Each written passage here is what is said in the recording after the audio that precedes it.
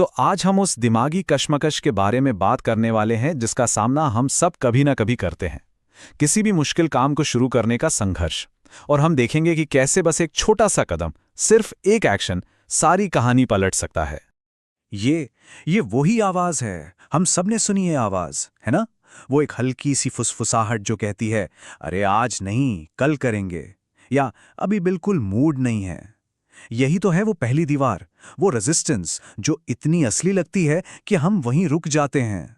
तो चलिए इस पूरी बात के पहले हिस्से पर आते हैं, प्रॉब्लम पर, जिसे हम कह सकते हैं प्रतिरोध की दीवार। ये समझना बहुत जरूरी है कि आखिर ये रुकावट है क्या और ये हम पर असर कैसे डालती है। वो फंसा हुआ महसूस करने वाली फीलिंग, हम सब जानते हैं इसे। जरा सोचिए इसके बारे में।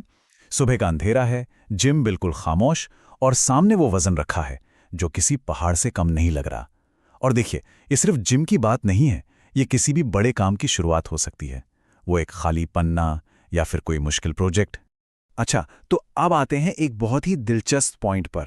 हम हमेशा सोचते हैं कि एक्शन लेना मुश्किल है, पर क्या कभी ये सोचा है कि कुछ ना करने की, बस अटके रहने की क्या कीमत चुकानी पड़ती है? आइए इसी को थोड़ा और समझते हैं। ये बात सोचने वाली है ना? ये तो पूरा नजरिया ही पलट देती है। हमें लगता है कि कुछ ना करना वो आसान रास्ता है, लेकिन सच तो ये है कि उस एक ही जगह पे फंसे रहना वो कहीं ज्यादा थका देता है, ज्यादा दर्द देता है। ये एक ऐसा बोझ है जो चुपचाप लगातार हमारे साथ चलता रहता है।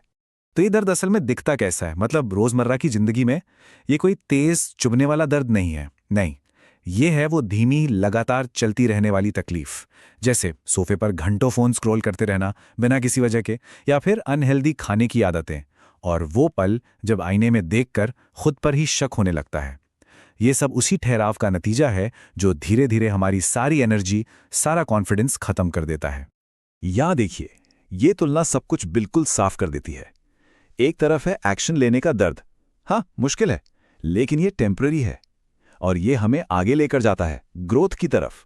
और दूसरी तरफ है कुछ ना करने का दर्द, जो बाहर से तो बड़ा आसान लगता है, पर ये लगातार बना रहता है और हमें वहीं का वहीं रोक देता है। अब जब इसे ऐसे आमने सामने रखकर देखें तो चॉइस थोड़ी क्लियर लगने लगती है ना? तो ठीक है, प्रॉब्लम समझ आ गई, पर इसका सॉल्यूशन क्या है?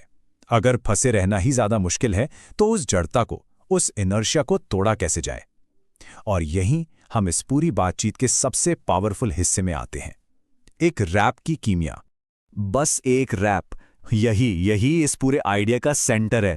सिर्फ एक छोटा सा एक्शन और ये पूरी सिचुएशन को बदलने की ताकत रखता है। देखिए, ये सिर्फ एक फिजिकल मूवमेंट नहीं है, उससे कहीं ज्यादा है।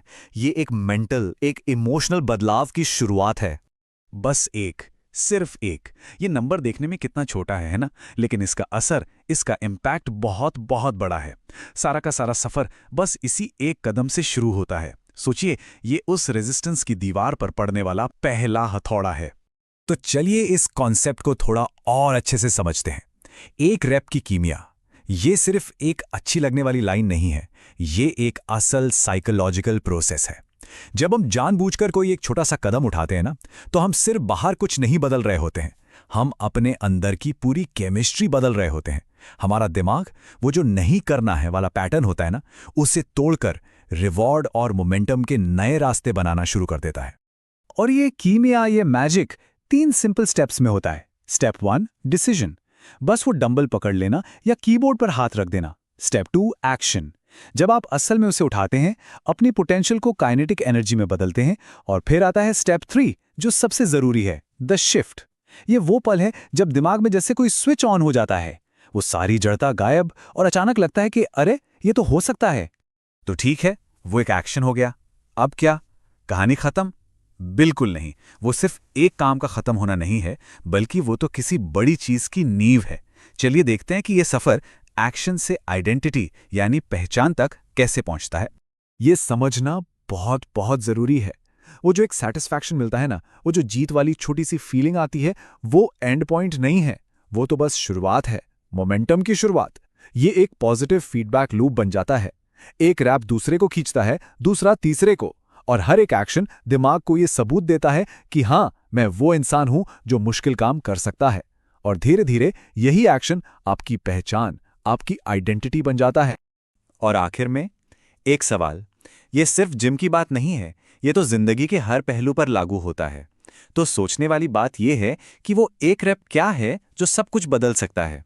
शायद वो एक ईमेल भेजना हो, या किसी किताब का बस पहला पन्ना लिखना हो, या हो सकता है कि वो एक मुश्किल बात शुरू करना हो। वो कौन सा छोटा सा पहला कदम है जो मोमेंटम की इस पूरी गाड़ी को धक्का देगा।